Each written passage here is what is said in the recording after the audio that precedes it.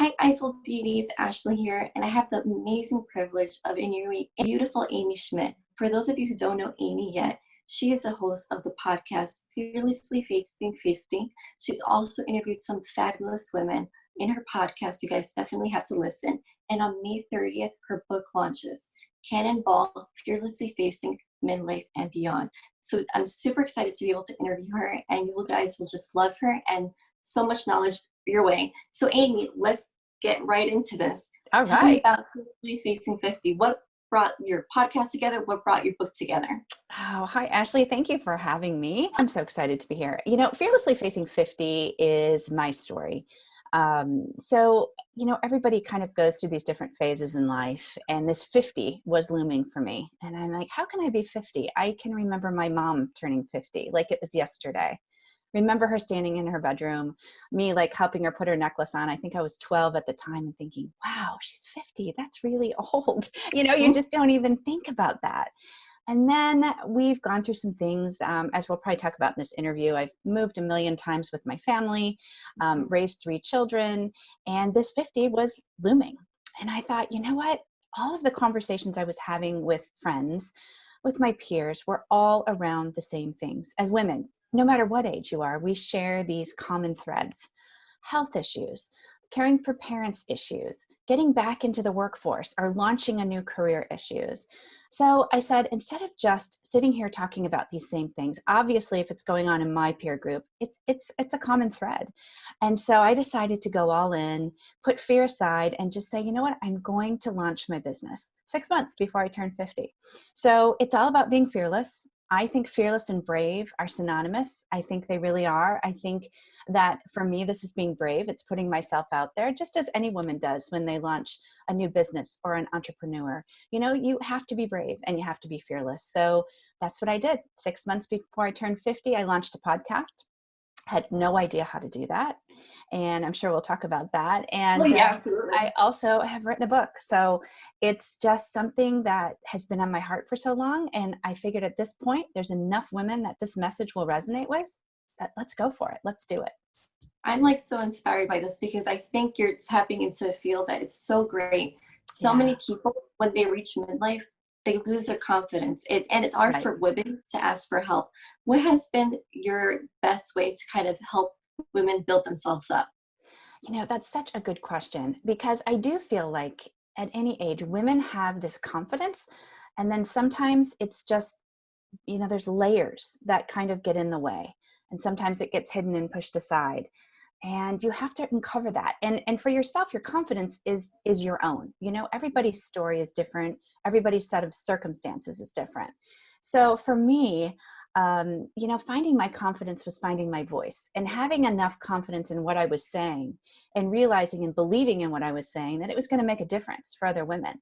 And that's finding your confidence. And everybody has it, but it's so easy for women to just have it buried. And it takes some courage, and it takes being fearless to uncover it sometimes, but it's such a gift when you can. Oh, absolutely. And I just feel like as you speak about it, the passion just kind of flows. And I think Thank that's a you. beautiful thing. Even for your podcast, it's just the passion flows. You have a sincere, desire to help women. Yes, And when I listen to your podcast, I feel it. And it's such a beautiful conversation that you have. It's literally like you talk to these women for years. They have been old friends of yours. And it's just an amazing gift that you have. And that's why I know your book and your podcast will reach so many women, because it's real. You're real, Amy. And that's just the best about it. And so how do you yourself every day, how do you help yourself every single day to become fearless and kind of push your clients to become fearless themselves? Great question, because every day, especially in the circumstances that we're in right now, it's so easy to become overwhelmed with so much uncertainty. I mean, nobody knows what's going to happen next. And that's what it is anytime, but right now it's just elevated. And for me, it's just about those words of just start your day with a positive attitude. Stand up. There are days, and I mean, lately, especially for me and for everybody, there's days you just want to curl back up in bed and put the covers up and be like, just make it go away. Just take me out of this. And you can do that. Like, give yourself permission to do that for a few minutes, and then stand up and say, you know what, this is what I'm going to accomplish today. 3 things. That's what I usually ask myself. I put 3 goals in front of myself every day. When it was writing the book, it was writing 3 sentences. I really needed to write 3 sentences. And then I felt good about what I accomplished. And I think as women, we put these, these huge goals out there, and there's no reason we can't accomplish those, but we have to also be a realist and keep it, we have to be able to achieve them and feel fulfilled with achieving those. So every day I just, I tell everybody, just the sun comes up every day, start something new, just begin, take that first step. That's what it's really about. And I think that's completely right. That first step is often the most scariest. Absolutely. 1 step, 2 steps, 3 steps, and then you have momentum. And I think that's just fabulous. I love all the insight that you're giving us. And so I know we talked about a little bit before how you got started with Fearlessly Facing 50, like the podcast, like your self-help. Tell me about that, the self journey of learning how to become a podcaster. It was pretty crazy, and I'm still learning. And I think that's one thing as women too, we have to be lifetime learners. We have to be, we just have to embrace that. Take on a new challenge every day. That's something you want to do just to continue to grow. So for me, I was a broadcaster. News broadcasting and journalism was my thing. And so at 22, I was ready to set the world on fire. That was it. I was going to be the next Katie Couric, Joan London, whatever it was. And go girl. Yeah, I loved it. I always loved telling stories. I always loved interviewing people. And I've always been not a small talk girl. I like digging into those conversations. So journalism was it for me. I, of course, like many Gen Xers like myself, married their college sweetheart, or got married younger than most people are doing now, and started on this trajectory of moving with my husband. And 11 moves later, 27 years of marriage and 3 kids, there's a lot that changes in that time. And I found that message really resonated too with women, especially Gen Xers. A lot of them got married younger. And a lot of them put their careers on hold and that type of thing. So I always had that gift of that background in journalism and reporting and storytelling and interviewing that I knew I always wanted to get back to. And podcasting was something I really didn't know anything about, to be honest. I really hadn't. I mean, I listened to books on tape. I did that. But podcasts weren't, and they've started in 2009. They've been around for a long time.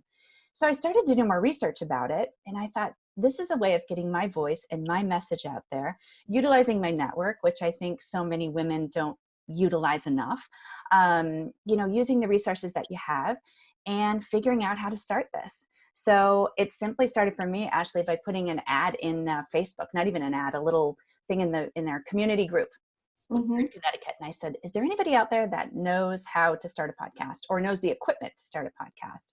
Sure enough, I got response from this great guy who I laughed because his name's John, and I said I could be his mom. And, he came in and he sat with me and he said, Mrs. Schmidt, and I said, no, don't call me Mrs. Schmidt. Call me Amy.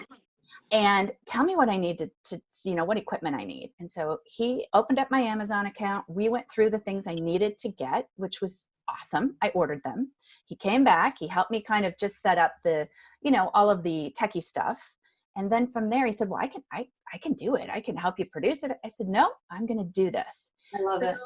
We can learn anything from Google. I tell you, you can learn to play an instrument. You can learn to paint. You can learn tutorials on everything. So I just dug in. And from there, and a lot of trips to the Genius Bar. Oh yeah, absolutely. Very Mall, where the guys are like, oh no, here she comes again. But actually, here she comes. It was so great because I learned how to do it. So there's not a button for podcast. I did learn that. I had to actually figure out how to do it. And now at 50, I edit, produce, record, book my interviews, do everything myself. That is changing a bit just because of how it's gone and the success that I've had. I now have to filter some things out, which I'm so grateful for that but I know how to do the bones of it. And I even teach podcasting workshops, and the women, I love that. Yeah, they come out of it and they're like, wow, I think I can do this. And you can, it's just lifetime learning. That's really how it started. I had no idea how to do it. None. And I'm so encouraged because you learned to do this podcast and then your next is like, oh, I want to interview such and such person. You have interviewed some very big names on your podcast. Tell me about some of them and tell me what was the process? Because I feel like even, Right. any of us women, we're always insecure of asking for help. Oh, I Right. really want this. How do I reach that? So tell Yeah. me, kind of walk me through the process of, okay, I saw our podcast, but I want to interview such and such person. What Yeah. do you do? How do you do the self-talk? Like, I got this, I got this, I got this. Tell me all of that.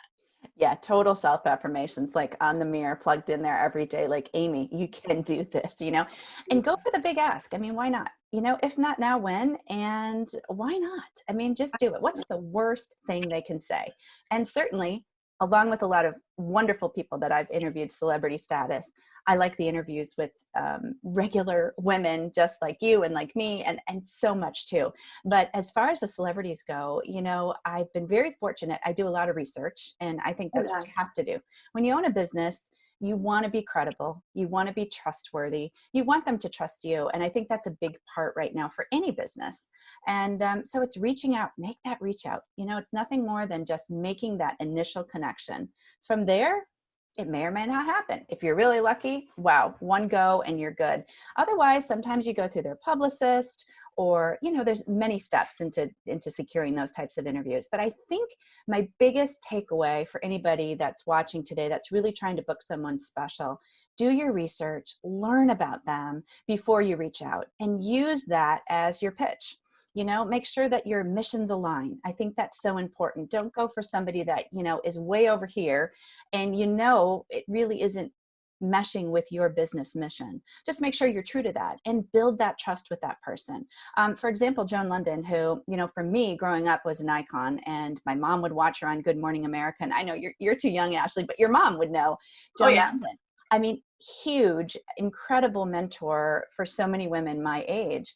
And so I went for it. I didn't know her personally. And through several conversations and several interactions, back and forth, she finally trusted that the value that I'm going to give her and she's going to receive as well matched. And we made it was a good fit. So I say, just go for it. You never know what's going to happen. And the worst case scenario is they say no. And I think we talked about this one other time, Ashley. If they say no, doesn't mean it's a hard no. Like, don't ever go back to them and ask again. Always keep trying. Persistence is key. Don't be pesty, of course, and don't be emailing every day or DMing on Instagram every day, but reach out in an authentic manner, and you never know what happens. And I feel it's amazing that maybe your no today won't be your no a year from now. You grow and opportunities grow at your way. And it's Totally. just it's never a hard no. And I think that's the fabulous thing about it. And I Yeah. remember talking to you on another time that you're like, okay, because as entrepreneurs, we could stay in front of the computer, like from dusk to dawn. Right. And we will like stay in the same place. Okay, we're working, making excuses why we cannot get up and do other things. So how have you found balance as an entrepreneur? Oh, that is such a good question. And that's a work in progress for me, because there Yes. have been days, and I'll share a story actually. There was a day I put my son, I still have one at home, he's 16, and got him off to the bus for high school at 7 o'clock in the morning.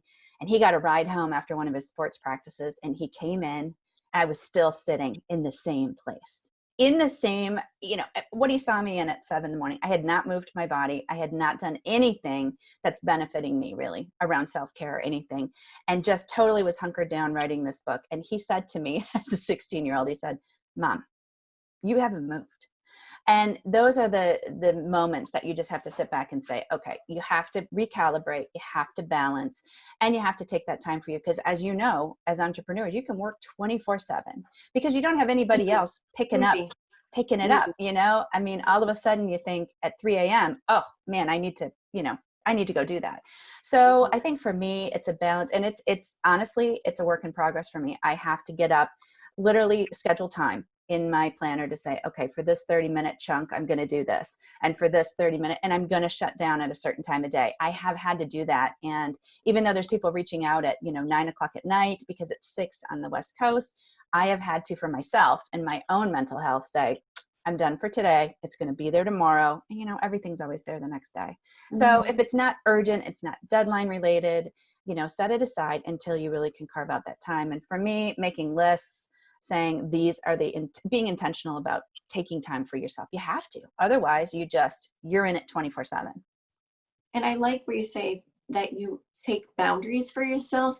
You don't just keep on going. And I think the fabulous thing about it is that you'll remain fresh and you won't go into burnout because Yeah. you're taking self-care and you're doing what you can, nothing more. And that's why your business is going to be successful, because you're fabulous, but also because you love yourself enough to give yourself a break and work in the Right. time you can. And I think that's amazing. And so I need to ask, because everyone's going to want to know, tell me something good, jar. Oh, you know what? Do you see it sitting behind me? I have I one do. there. Okay, so Ashley was totally the one that said, Amy, you got to do something with that. Tell me You have to. something good, That's jar. huge. Yeah, so I have now a woman in Long Island that actually designs them for me. Tell Me Something Good has always been part of my life, actually, and even my kids will laugh because we have a Tell Me Something Good jar. We've had it for years. You pop something in there, and then on a bad day, you pull it out. And that's the same premise for what I'm doing with Fearlessly Facing 50, except I even took it a little bit further. And this whole thing, and you'll realize this too, Ashley, because what do women do when you get a compliment? You Oh, no, no, say, no. yeah, This old thing. Yeah. totally, totally. That's just what we do. It's just how we're wired. So I challenged a while back, and it's been great because I've gotten so much feedback about it. I challenged women that when you get a compliment, just simply stand back, take a deep breath, and say, thank you. That's hard. At full stop. Like, just thank you.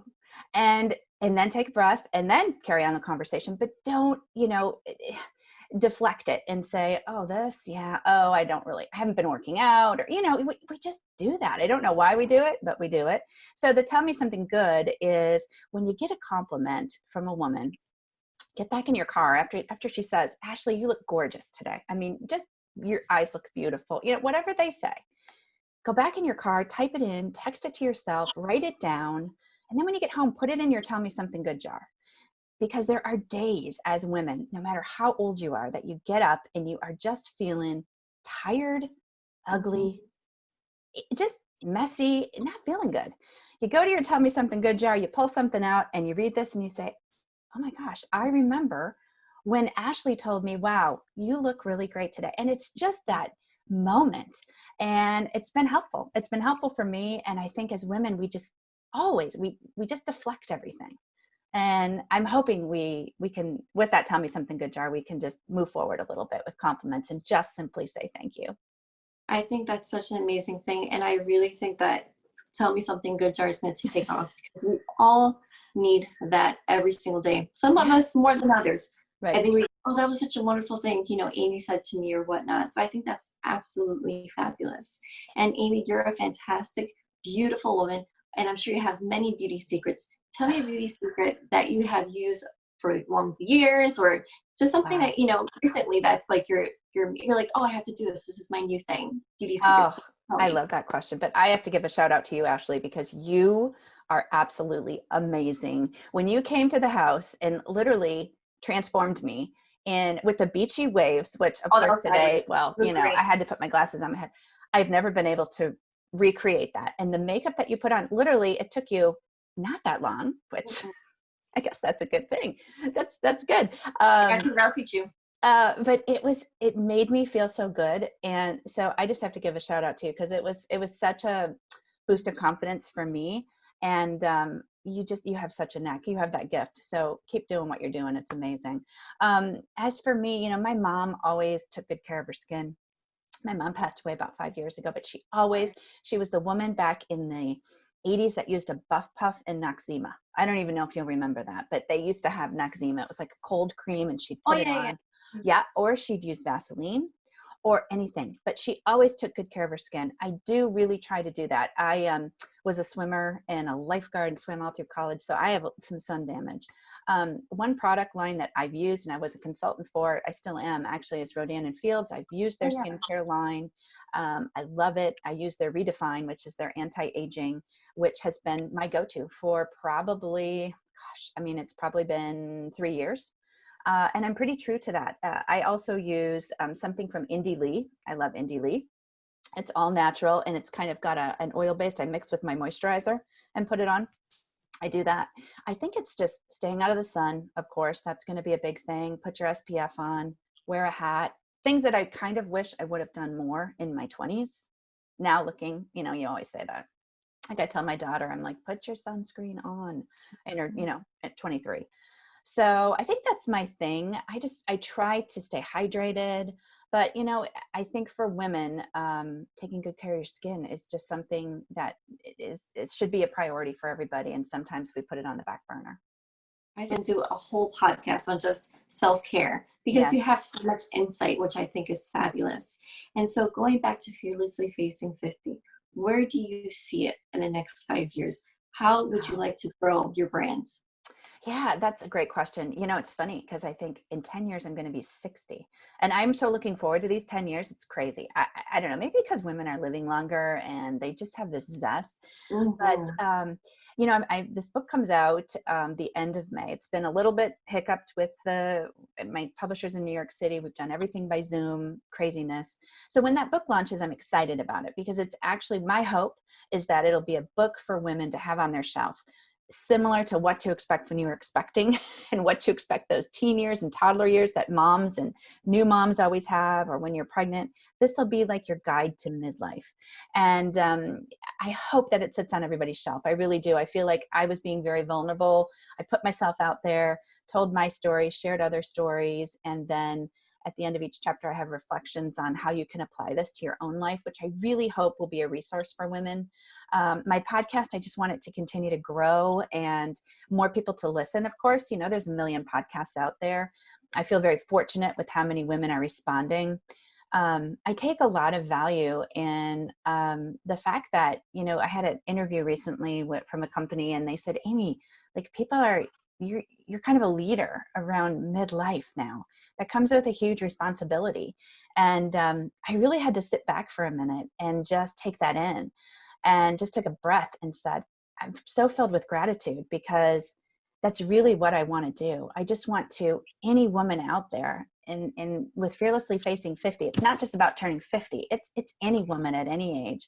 I want them to be able to just feel the power that they have and their stories. It doesn't matter what circumstances or what story you come from, to find that confidence and just to move forward, whether it's finishing something you started or writing a book or, interviewing for a job that you don't think you're even qualified for, but taking that step.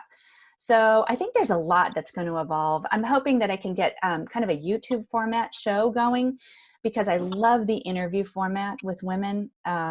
I feel that that's something that's so beneficial for other women to see that interaction and that engagement and that conversation. So I'm hoping that this Fearlessly Facing 50 community just continues to build. That's really what I hope. And I think it's definitely going to happen because you're a specific market, and it's Yeah. growing because it's not really touched, and you're just going at it, and you're interviewing so many amazing women. Your book is going to come out, and it's just Thank you. the few minutes that I've been able to speak with you. I'm inspired, and I know Thank you. so many other women will be inspired by it. So I'm really, really fortunate that I got it's a chance to interview. It's just a blessing for me, Thank and you. of course. And so, last thing, if there was one thing that you could tell your daughter or anyone right now that will encourage them to keep moving forward, what would you say?